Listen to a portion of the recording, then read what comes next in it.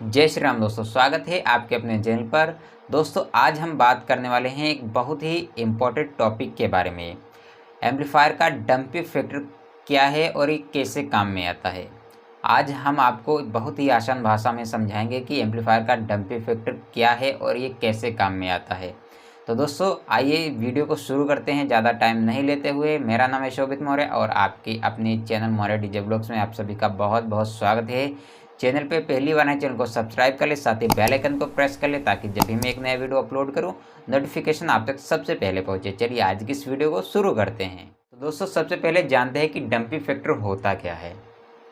दोस्तों dump factor एक amplifier की वह क्षमता होता है जो स्पीकर के आवाज़ को कंपन करने में नियंत्रण करता है, उसी को डंप फैक्टर बोलते हैं। ठीक है दोस्तों, अब आपको एक डायग्राम के जरिए से भी बताऊंगा, दिखाऊंगा और आगे वीडियो में पूरी जानकारी आपको डंप फैक्टर के बारे में मिलने वाली है। जो भी हमारे एम्पलीफायर में डंप फैक्टर होता है, जैसे कि काफ़ी सारे एम्पलीफायर्स में, हमारी पावर एम्पलीफायर्स में 400 भी होता है, 500 भी होता है, 800 भी होता है डंप फैक्टर, 1000 भी होता है हमारी NX ऑडियो की एमटी सीरीज़ में, और अब तो 1500 तक भी एम्पलीफायर में डंप फैक्टर आ रहा है।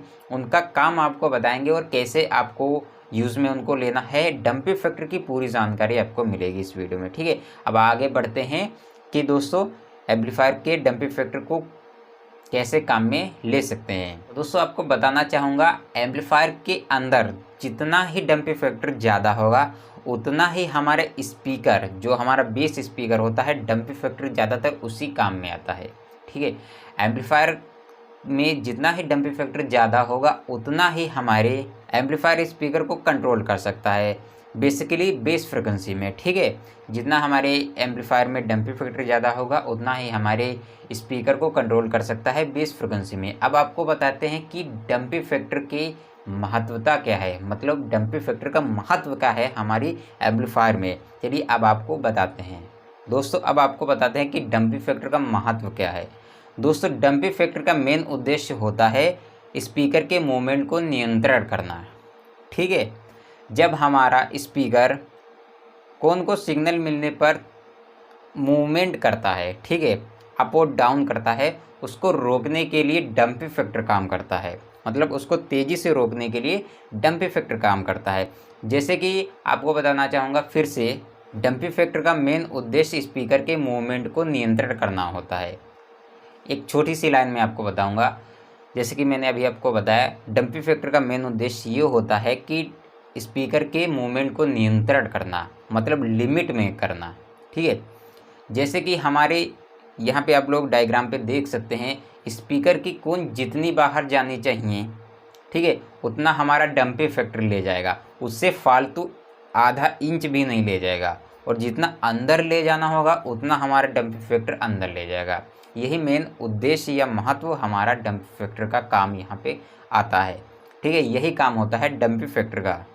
दोस्तों एम्पलीफायर का डंप फैक्टर कम होगा तो उसका कौन फ्रिक्वेंसी ख़त्म होने के बाद भी मूवमेंट करेगा। जैसे कि एग्जांपल के तौर पे आपको बताना चाहूँगा, जैसे कि एक रबर है, उसको आपने खींचा, ठीक है, एकदम से छोड़ दिया, तो यहाँ पे क्या होगा, थोड़ी देर वो हिलेगी रबर। ठीक है, ठीक उसी प्रकार हमारे स्पीकर में होता है। जैसे कि हमारे एम्पलीफायर का अगर डंप फैक्टर कम है, उस पर अगर हम स्पीकर चला रहे हैं तो फ्रिक्वेंसी पाने पे हमारा स्पीकर तो चालू हो जाएगा।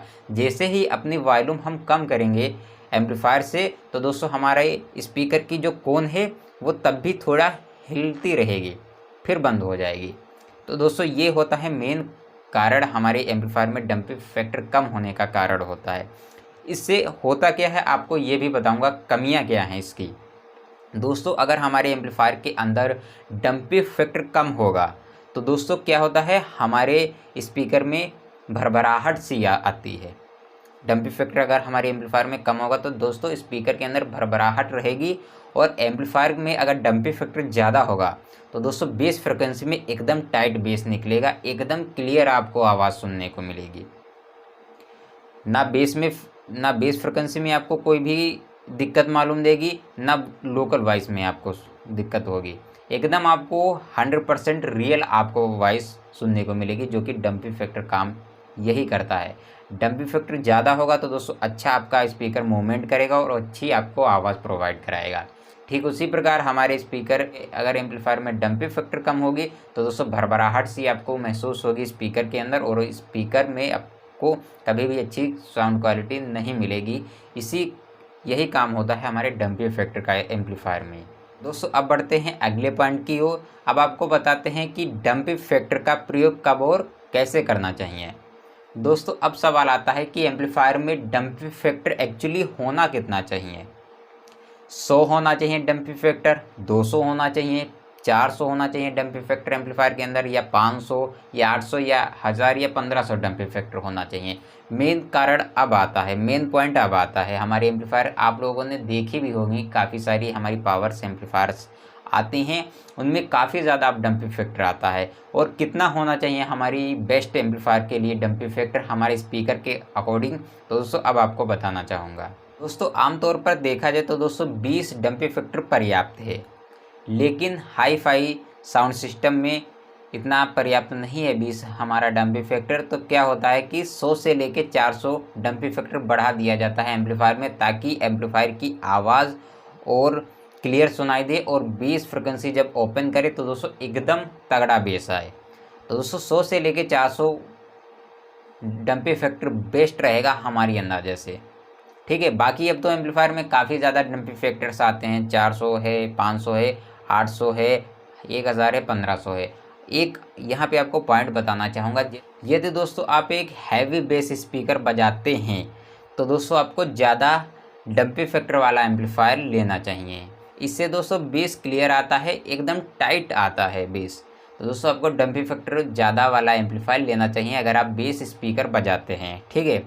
दोस्तों ध्यान रखिए, ज़्यादा डंपिंग फैक्टर वाला भी एम्पलीफायर बेस्ट नहीं होता है, क्योंकि दोस्तों अगर हमारे एम्पलीफायर में डंपिंग फैक्टर ज़्यादा होगा तो दोस्तों नेचुरल जो वॉइस होती है, जो हम बोलते हैं, वो आपको कम सुनाई देगी। बेस वाइब्रेशन मानते हैं आपको, बेस वाइब्रेशन आपको ज़्यादा सुनाई देगा, लेकिन नेचुरल जो आवाज़ है वो आपको कम सुनाई देगी। इसलिए दोस्तों आप लोग अपने साउंड सिस्टम के हिसाब से अपना डंपिंग फैक्टर वाला एम्पलीफायर यूज़ किया कीजिए, ताकि आपके साउंड सिस्टम में अच्छी वॉइस क्लियर आ सके और बेस क्लियर आ सके, ठीक है। दोस्तों ये थी डंपिंग फैक्टर की पूरी जानकारी। अगर दोस्तों आप लोग डंपिंग फैक्टर समझ गए होंगे तो दोस्तों अपने साउंड सिस्टम में और भी ज़्यादा इम्प्रूव कर सकते हैं साउंड क्वालिटी। तो दोस्तों अगर आप लोग चाहते हैं कि आपके भी साउंड सिस्टम में बेस और वॉइस क्लियर सुनाई दे, तो दोस्तों आप लोग डंपिंग फैक्टर का विशेष ध्यान रखा कीजिए। तो दोस्तों अगली बार फिर मिलेंगे एक नई जानकारी के साथ। तब तक के लिए आप लोग खुश रहिए और साउंड का मज़ा लीजिए और हमें दीजिए इजाज़त। धन्यवाद।